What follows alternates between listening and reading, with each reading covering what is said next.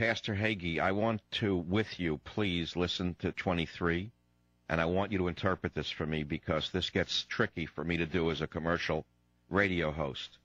And the nations shall know that the house of Israel went into captivity for their iniquity, because they broke faith with me, and I hid my face from them.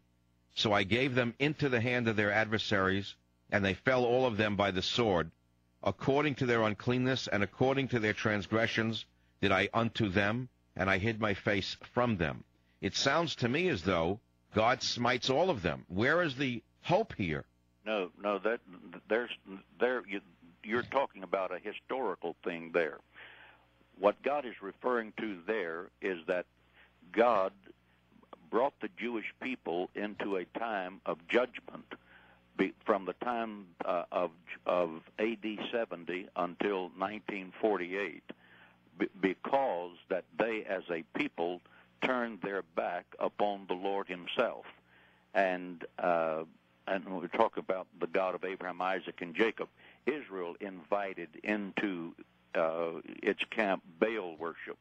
Baal worship was idol worship. It was a very corrupt theology system, and there was always in Israel that corrupt strand of theology that kept Israel from being a follower of the God of Abraham, Isaac, and Jacob. And God allowed the Jewish people from 70 A.D. until 1948 to go through the hell and the horror of the Holocaust and other things to bring them back to Israel. And then finally, this war that's going to happen is to bring them back to Him. When you stop to look at this story, God is saying, I'm bringing you back to your spiritual source, and which is the God of Abraham, Isaac, and Jacob, and I'm bringing you back to Israel to reinitiate the people that you are, and you are going to have a heart for me like the God, like your forefathers, Abraham, Isaac, and Jacob. And they shall bear their shame and all their breach of faith. In other words, God is really angry. You take a look, and I'm sorry to have to say this right now, but the day this war broke out, the very day that this war broke out, there was a plan for a gay and lesbian parade in Jerusalem. You know that, don't you, Pastor Hagee? That's true. And not only the Jewish, but the Christian and the Muslims were offended by this spitting in the face of the Lord. And I see a direct relationship between this dancing to Baal, dancing and worshiping the golden calf, throwing away the connection to the roots of Israel itself, which is God, and becoming just like any other Mediterranean nation, a desire to simply be another Mediterranean nation. This strain of an attempt, rather, to break free of the past of religiosity, meaning a connection to God, is why, again, this is happening.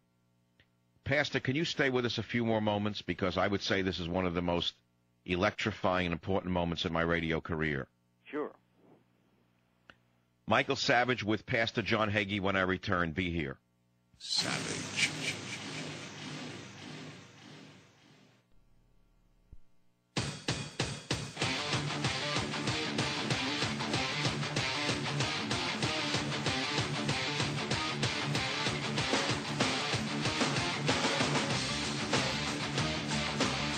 We, the people, cannot turn to our leaders for any sense of reality or truth, and we cannot turn to our fifth estate, the media, for any sense of reality or truth. I feel we have to turn to other sources, and I believe a very powerful source is the Bible. As you know, if you've listened to this show, you know I dip into it from time to time. With us is a man I greatly respect, Pastor John C. Hagee, pastor of Cornerstone Church, a non-denominational evangelical church in San Antonio, Texas. Dr. Hagee is also the president and CEO of Global Evangelism Television, and he is seen weekly in over 92 million homes. John Hagee Ministries is also broadcast across the U.S., in Canada, in most third world countries in Africa and in Europe, and I am very honored to have him back again now on the Savage Nation. Pastor Hagee, welcome back to the program. Thank you, Michael. It's a pleasure to be with you.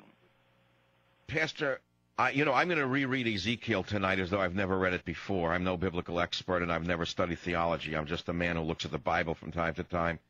But the prophecy in this prophet's words of Ezekiel that you have just pointed out to me is alarming in the sense that there are countries named that will come unto Israel, including Persia, Cush, and Put, Gomer, and Togarmah.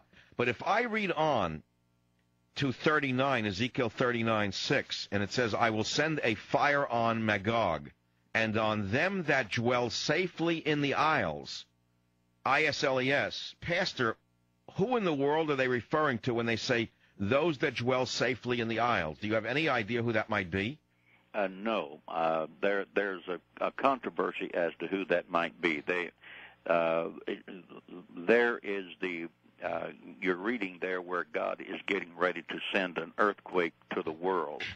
And that reads in the King James Version that the islands of the sea will disappear. Now, which islands? Is that Hawaii? Is that a small island? What is being described there is a moment in time, actually, when the geography of the world will literally be restructured because of this huge earthquake. I believe it will be the earthquake in which the Temple Mount will be destroyed. The book of Revelation describes a river that flows from out of the Temple Mount down toward the Dead Sea in Israel with fresh water, and that beside this river on either side there are trees of life in which people eat the fruit of that tree. There are 12 different kinds of trees, and they eat that fruit for one different tree for every month, and that those trees and the fruit that they bear bring to them supernatural health. This is something that happens in the millennial reign whenever Jesus Christ is ruling the earth. But there is going to be an earthquake that is going to literally restructure and reshape the geography of the earth. It's interesting that you read the prophecy to say that Iran, then Persia, would join with Russia, or Russia would join with Persia. That's astonishing. But some of my listeners who are political geniuses have told me all along that the Islamo-fascist assault upon the West is really a design of the old communist bloc. That China, which is strangely silent during this Islamo-fascism, Russia, which is strangely not on our side during this Islamo-fascism, they are actually manipulating the Islamo-fascism. Do you care to comment on that, Pastor Hagee? You're exactly wrong. The message that I've been saying that Russia would ingratiate itself with the Islamic nations. Pastor, I'm sorry, but you're too important for me to cut you off. Unfortunately, I have to go out at exactly 17 seconds from now. I'm going to look for you on television. I hope you can come back as a regular visitor to the Savage Nation to interpret the scriptures for us during these troubling times. Pastor John Hagee, a true honor, and thank you so much for taking time out from your busy schedule. I'll be right back. I'm Michael Savage.